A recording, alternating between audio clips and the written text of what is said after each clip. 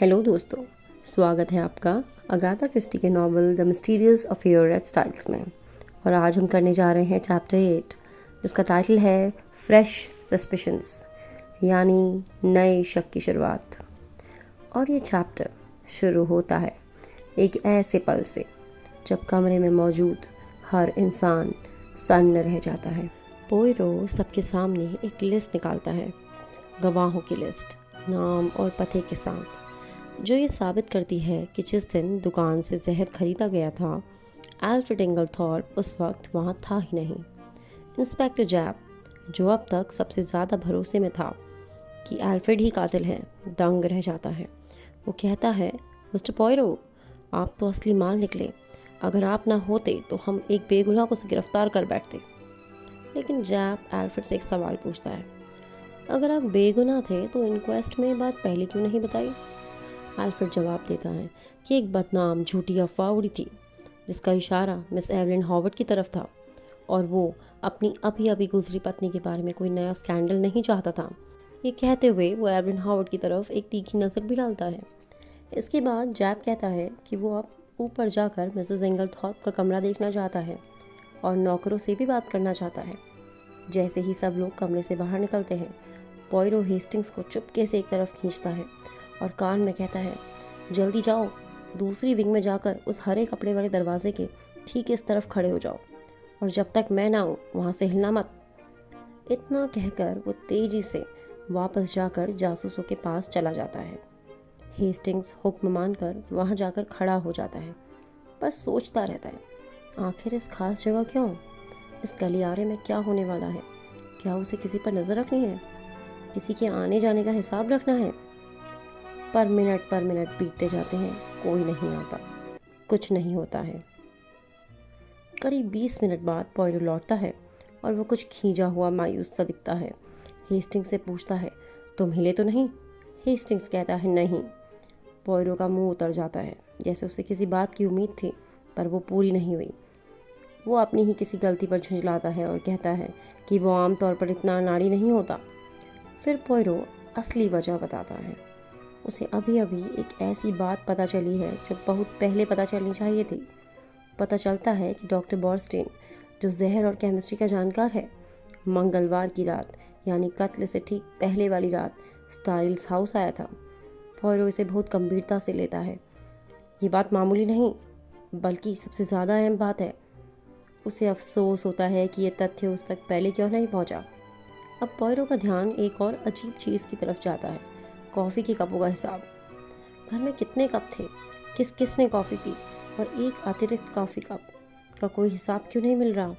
ये सवाल उसे परेशान करने लगता है। वो हेस्टिंग्स को एक अजीब सा हुक्म देता है, अगली बार जब लॉरेंस कैवेंडिश अकेले में मिले तो उसे पैगाम पहुंचाना, अतिरिक्त कॉफ़ी कप ढूंढ लो तो तुम्हें चैन मिल जाएगा, न इससे ज़्यादा न इससे कम। हेस्टिंग्स को कुछ समझ नहीं आता, लेकिन वो हामी भर देता है। इसके बाद दोनों गाड़ी में बैठकर टैडमिंस्टर जाते हैं। पोयरो सीधा एक केमिस्ट की दुकान, एनालिटिकल केमिस्ट के पास पहुंचता है।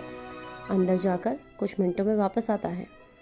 पता चलता है कि उसने कोको का एक सैंपल, जो उसने खुद रातों रात मिसेस एंगलथॉर्प के कमरे के सॉस पैन से बचाया था, जांच के लिए भेजा, ये देखने के लिए कि उसमें स्ट्रेक्नाइन जहर है या नहीं। नतीजा आता है, कोको बिल्कुल साफ़ है, उसमें कोई जहर नहीं। डॉक्टर बॉर्स्टीन ने भी अपनी तरफ से ये टेस्ट करवाया था और नतीजा वही निकला। पोयरो को इससे हैरानी नहीं होती, बल्कि जैसे उसका शक और पुख्ता हो जाता है। इसी बातचीत में पोयरो हेस्टिंग्स को एक बहुत ज़रूरी बात समझाता है। जब उसने सबके सामने इतने नाटकीय अंदाज में एल्फ्रेड इंगलथॉर्प को बेगुनाह साबित किया, तो उसने अपने सभी पत्ते बहुत जल्दी खोल दिए। जब तक असली कातिल यही सोचता रहा कि शक एल्फ्रेड पर है, वो बेफिक्र रहता। लेकिन अब जब सच सबके सामने आ चुका है, तो असली कातिल पहले से कई ज़्यादा सावधान हो गया होगा। अब हेस्टिंग्स अपने दिल की बात कह ही देता है। उसे मिस एवलिन हॉवर्ड पर शक है। पोयरो उसे डांटता नहीं, बल्कि उसे उकसाता है। अपनी इंस्टिंक्ट यानी सहज बुद्धि पर हमेशा ध्यान देना चाहिए। दोनों मिलकर मिसेस एवलिन हॉवर्ड का पास्ट खंगालते हैं। पता चलता है कि मंगलवार को वो अस्पताल में दोपहर की ड्यूटी दे रही थी। अचानक एक कॉन्वेयर आ जाने की वजह से उसने रात की ड्यूटी भी खुद ही ले ली। यानी कत्ल वाली रात वो स्टाइल से 15 मील दूर थी। ये बात उसे शक के घेरे से तो बाहर करता है, कम से कम मौके के लिहाज से तो। लेकिन पॉयरो एक और दिलचस्प एंगल खोलता है। मिस हॉवर्ड का एल्फ्रेड के लिए इतनी नफरत दिखाना पॉयरो को नेचुरल से कई ज़्यादा हिंसक लगता है। वो कहता है, इतनी ज़्यादा तीव्रता, असल में हम इसके पीछे कुछ और ढूंढना चाहते हैं, ना कि कोई इसे सीधा सबूत मान लेना चाहिए। और फिर एक बड़ी बात सामने आती है। मिसेस एंगलथॉर्प की मौत से मिस हॉवर्ड को कोई फ़ायदा नहीं होता। पुरानी वसीयत जो कभी उसके नाम थी पहले ही नष्ट हो चुकी थी, और नई वसीयत कभी बनी ही नहीं। यानी बिना मकसद के हत्या नहीं होती, और यहाँ मकसद गायब है। अब कहानी पहुँचती है घर की सबसे ऊपर वाली धूल भरी अटारी में। वहाँ रखा है एक पुराना भारी संदूक, जिसे घर में ड्रेसिंग अप बॉक्स कहते हैं, जिसमें पुराने ज़माने के तरह तरह के कपड़े और वेशभूषाएं हैं जो कभी घर के नाटक पार्टियों में काम आती हैं। पॉयरो और हेस्टिंग्स एक एक कपड़ा निकालकर फर्श पर फैलाते हैं। शुरू में उन्हें कुछ खास नहीं मिलता, फिर अचानक पॉयरो चिल्ला उठता है, देखो! और संदूक की तह से निकलती है एक शानदार घनी काली नकली दाढ़ी। पता चलता है कि ये दाढ़ी असल में डॉर्कास, घर की पुरानी नौकरानी की काली ऊन से बनाई गई है, और इसे इस तरह छांटा काटा गया है कि वो बिल्कुल एल्फ्रेड इंगलथॉर्प जैसी लगे। डॉर्कास बताती है कि पहले ऐसी ही एक दाढ़ी मिस्टर लॉरेंस ने भी पहनी थी।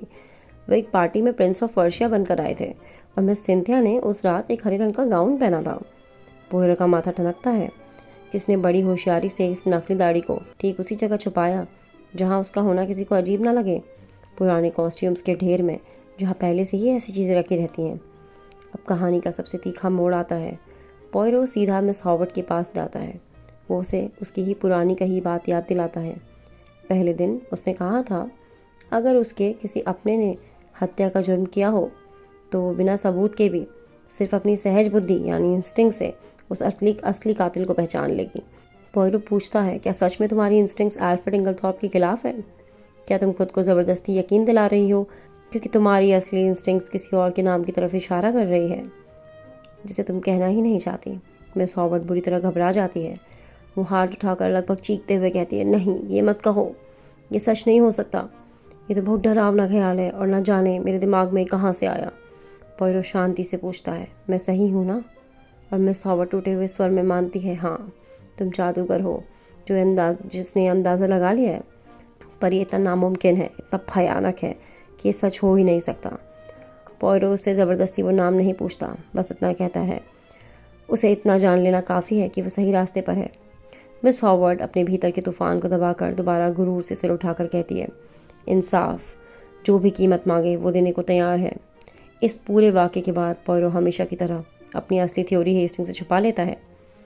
जब हेस्टिंग्स नाराज़गी जताता है कि उसे भी सारी बातें बतानी चाहिए, तो पॉयरो कहता है, वो हेस्टिंग्स से कुछ छुपा नहीं रहा।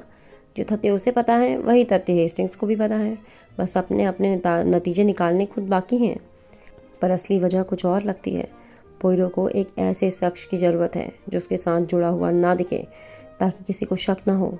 और हेस्टिंग्स की मासूम साफ सुथरी तस्वीर के बारे में वो एक ख़ास बात कहता है कि इसकी सच्चाई और सादगी बड़े काम की चीज़ है।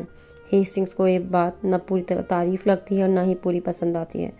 वो मानी मन ठान लेता है, अगर पॉयरो उसे भरोसे में नहीं ले रहा तो वो खुद अपने तरीके से जांच करेगा, और जब कोई बड़ी बात हाथ लगेगी तो पॉयरो को खुद हैरान करके दिखाएगा। और यहीं से ये हिस्सा एक नई उलझन के साथ ख़त्म होता है।